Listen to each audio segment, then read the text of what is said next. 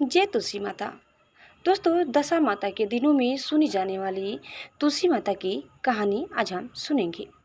एक समय की बात है। एक राजा था। जब नाई उनके बाल काटने आया तो उसने राजा को बताया कि एक बहुत ही सुंदर कन्या है। उस कन्या को दशा माता का इष्ट था। वह पीपल की प्रतिदिन पूजा करती, दशा माता की कहानियां सुनती थी। दशा माता ने सोचा कि मेरा नियम रखने वाली की शादी अच्छी जगह होनी चाहिए। तो फिर राजा ने नाई से कहा कि ऐसी सुंदर कन्या से मैं शादी कर लूं। राजा ने उस कन्या से शादी कर ली। राजा करके महल में आए। राजा के एक रानी पहले से ही थी। उस रानी ने सोचा कि इतनी सुंदर दूसरी रानी आ जाएगी तो मेरा रुतबा और आदर कम हो जाएगा। तो फिर जब बड़ी रानी काले हाथ करके आई और नई रानी के मुंह पर लगा दिए। राजा ने जब नई रानी का चेहरा देखा तो बहुत दुखी हुए कि नाई ने अपने साथ धोखा करा। ऐसे काले मुंह वाली गिलहरी जैसी शक्ल वाली लड़की से मेरी शादी करा दी। राजा ने नई रानी को अलग कक्ष में रख दिया। उससे बातचीत भी नहीं करते थे और उसकी तरफ देखते भी नहीं थे। राजा के ऐसे व्यवहार से छोटी रानी बहुत दुखी हो गई। उसको समझ नहीं आ रहा था कि वो क्या करे, कैसे राजा को समझाए। फिर कुछ समय पश्चात उसने अपने पियर खबर भेजी कि मेरी 4 रंग की पोशाक, वैसे ही चौपड़ और झूले की रस्सी भेजना। उसके लाल, हरी, केसरिया और गुलाबी चारों रंग की पोशाक, चौपड़ और झूले की डोरी आ गई। फिर उसके बाद उसने दासियों से मालूम करवाया कि राजा आज घूमने के लिए कौन से बाग में जाएंगे। उसको पता चला कि राजा आज गुलाब बाग में घूमने जाएंगे। उसने गुलाबी रंग की पोशाक पहन ली, 16 श्रृंगार करा और अच्छे अच्छे जेवर पहन लिए और फिर वह गुलाबी चौपड़ और गुलाबी रस्सी लेकर गुलाब बाग में राजा के आने से पहले ही पहुंच गई। बाग में वह पहुंचकर उसने गुलाबी चौपड़ बिछा दी और पास में ही झूला डालकर झूलने लगी। राजा बाग में घूमने आए तो उन्होंने उसे देखा और सोचने लगे कि इतनी सुंदर राजकुमारी झूल रही है। रानी ने पूछा, चौपड़ खेले? राजा ने हामी भरी। दोनों चौपड़ खेले, बातें करी और फिर राजा वहां से चले गए। राजमहल जाते समय राजा मन ही मन विचार करने लगे कि ऐसी सुंदर कन्या तो अपने महल में होनी चाहिए।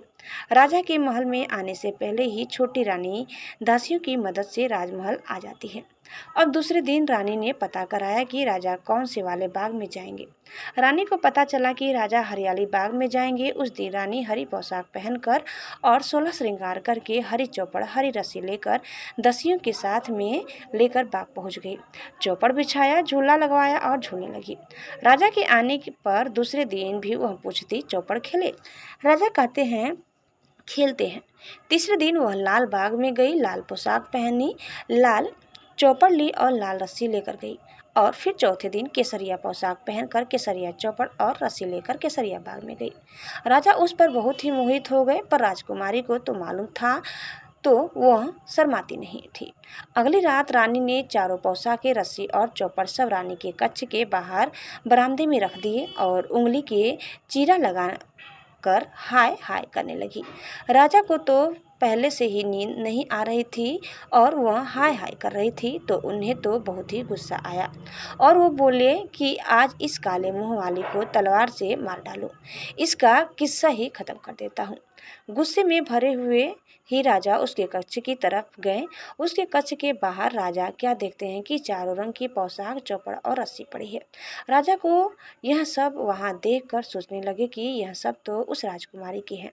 वे सोचने लगे कि ये सब यहाँ कैसे आए। जब राजा कक्ष के भीतर पहुंचे तो उन्हें रानी को देखकर बहुत आश्चर्य होता है। राजा रानी से कहते हैं कि आप यहाँ? रानी कहती हैं, हाँ। फिर राजा कहते हैं कि रानी, अपने यहाँ में आपने हमें धोखा दिया। रानी कहती है, मैंने आपको धोखा नहीं दिया, आपने मुझे धोखा दिया। राजा कहते हैं कि तुम्हारे चेहरे पर तो गिलहरी की तरह काली लकीरें थी। रानी कहती हैं कि वो आपकी बड़ी रानी ने मुझे प्यार करते समय लगा दी थी। उसको लगा होगा कि मेरे आने से आप उसको कामनेत कर दोगे। छोटी रानी फिर बोलती हैं कि मेरे तो दशा माता का इष्ट है, जो दशा माता ने मेरी लाज रखी, वरना मुझे तो मरना पड़ता। राजा कहते हैं, रानी, आप पूरी बात पहले ही बता देते तो आपको और हमको इतना दुख नहीं देखना पड़ता। उसके बाद राजा ने बड़ी रानी को कमानेती कर दिया और छोटी रानी के साथ सुखपूर्वक रहने लगे। दोस्तों, हम भी दशा माता जी से यही प्रार्थना करते हैं कि हे दशा माता, जैसा दुख छोटी रानी ने झेला वैसा दुख किसी को झेलना न पड़े, और जैसी कृपा आपने छोटी रानी पर करी वैसी कृपा आप हम सब पर भी करना, और जैसी लाज आपने छोटी रानी की रखी वैसी लाज हम सबकी भी रखना। दोस्तों, उम्मीद करते हैं कि आपको हमारी आज की यह कहानी जरूर पसंद आई होगी। कैसी लगी कमेंट करके बताइए। चैनल में नए हैं तो लाइक शेयर और सब्सक्राइब करना न भूलें। धन्यवाद। जय श्री कृष्णा, जय श्री मन नारायण।